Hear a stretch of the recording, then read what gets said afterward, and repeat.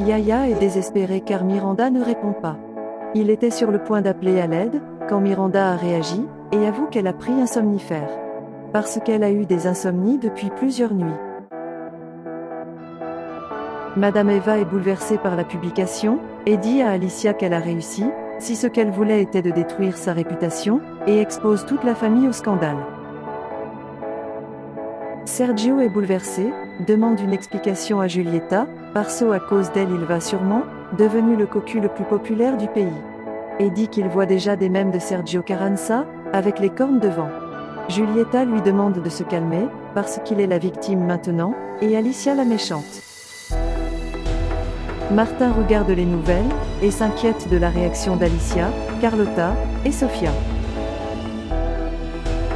Sofia annonce la nouvelle à sa mère, et dit que son père les a trahis, en préférant cette femme.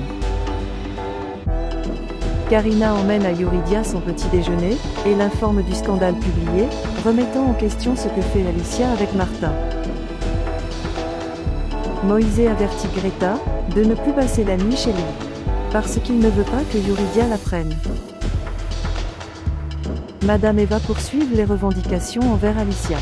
Et dit qu'elle les a conduits à la pauvreté, et à la ruine parce qu'elle est inutile, tout comme Gonzalo. Alors que Yuridia est en prison, et Miranda se défonce, grâce à elle, et à ses mauvaises décisions. Alicia brisée, va dans sa chambre pour pleurer.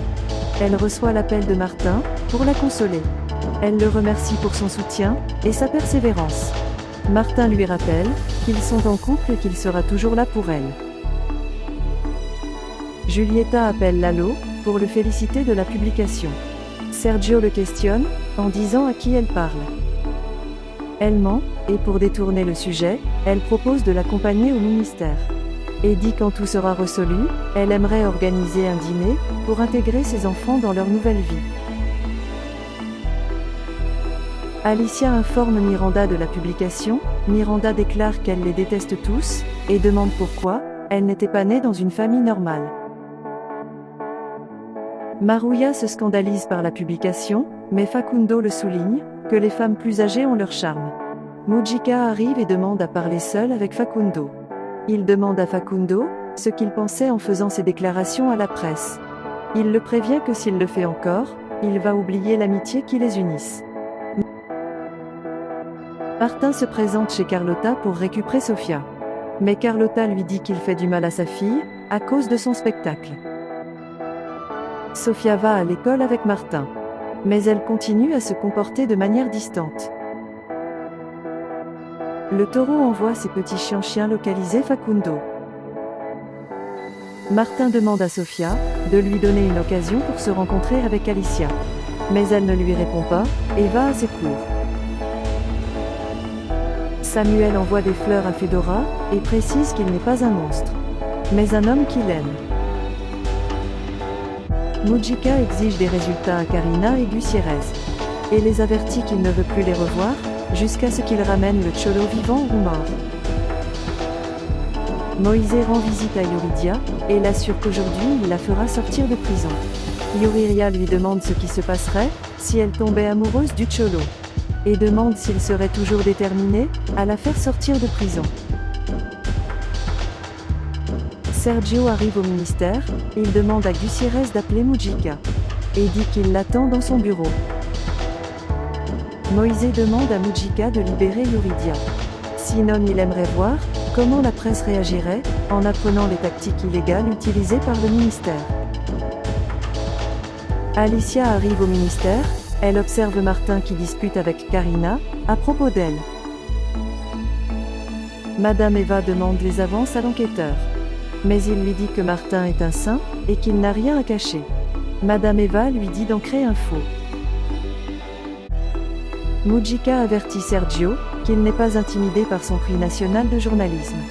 Mais à ce moment précis, il reçoit un appel de son instruction générale, de libérer immédiatement Yuridia. Rebecca reçoit la confirmation de son diagnostic. Fabian précocement immergé, n'arrive pas à y croire. Rebecca lui demande de rentrer à la maison, pour qu'ils puissent tous les deux, pleurer paisiblement. Le serpent se faufile dans la maison de Miranda, pour lui demander de ne pas tomber dans le jeu de Nicole. Il s'inquiète, parce qu'elle est blessée à l'avant-bras. Mais Miranda essaie de le cacher, et exige que le serpent s'en aille. Il décide de l'embrasser, pour lui montrer à quel point il tient à elle. Quand Madame Eva arrive, elle court après lui, en criant qu'il est un toxicomane vivant. Le serpent sourit, et Miranda lui dit que sa grand-mère a raison, et qu'il est un animal. Le serpent l'embrasse puis s'en va. Gutiérrez emmène Yuridia au bureau de Mujica. Elle est libre, mais Mujica la recommande de surveiller ses pas, car à tout moment si elle fait une erreur, même son père ou son petit ami, ne pourra pas la libérer de prison. Gonzalo trouve Lorena, et elle est surpris. Gonzalo la déclare, qu'il fera tout ce qu'il faut pour elle, et pour son pardon. Yuridia arrive à la maison, accompagnée de sa mère et Martin. Elle se retire pour se reposer. Mais Miranda, et Madame Eva, ne manquent pas l'occasion, de donner du fil à retordre à Martin. Martin console Alicia, quand elle reçoit un appel de son thérapeute Carlotta, qui l'informe qu'elle a besoin de clarifier certains problèmes avec elle. Miranda descend les escaliers, et crie à Martin de s'éloigner de sa mère. Alicia demande le respect. Mais Martin préfère partir, pour éviter la confrontation. À l'extérieur de la maison, il est approché par des journalistes de divertissement, dont Lalo était aussi. Martin les suggère d'aller poser leurs questions à Julieta Lugo. Alicia demande à sa fille de le comprendre. Mais elle souligne qu'elle se fiche, et qu'elle soit la pire mère du monde. Madame Eva félicite Alicia, parce que son plan pour détruire sa famille a fonctionné. Alicia répond, si elle est aussi fantastique, elle devrait remercier sa mère, qui était une excellente enseignante. Sergio arrive furieux chez Fabian, et dit qu'aujourd'hui était le pire jour de sa vie. Sergio trouve Fabian déprimé, il lui demande ce qui ne va pas. Fabian lui parle de la maladie de Rebecca, et Sergio décide de se comporter comme ami et le console avec un câlin. Julieta dit à Mabé qu'elle va se mettre dans le rôle d'une bonne belle-mère, jusqu'à qu'elle atteindra son objectif, qui est d'épouser Sergio. Après il jettera à la rue Alicia avec ses enfants hors de la maison. Le Cholo se retrouve devant les portes d'une église, il implore de l'aide. Un père qui observe son désespoir, lui permet d'entrer. Yuridia dit Chela, qu'elle avoue à Moïse ses sentiments pour le Cholo. Mais son ami lui demande de réagir, car ce béguin n'a pas d'avenir. Moïse rend visite à Sergio, et l'avertit des sentiments de Yuri pour le Cholo. Il suggère de la sortir du pays, ou la forcer à l'épouser.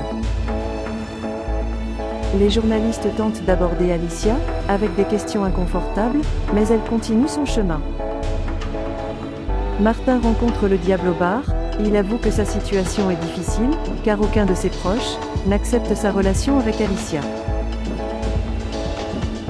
Lucas appelle Sergio, pour lui faire savoir que l'opération de sa mère s'est bien passée.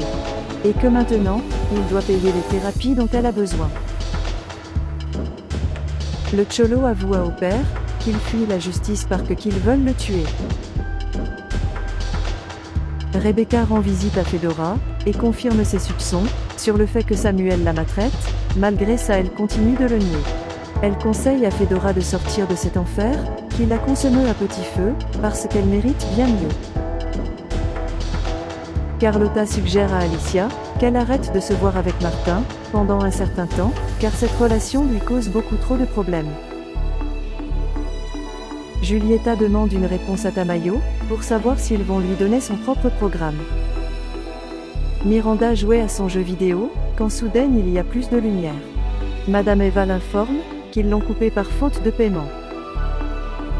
Carlotta suggère à Alicia d'évaluer à quel point sa relation avec Martin apporte à sa vie du bien ou du mal.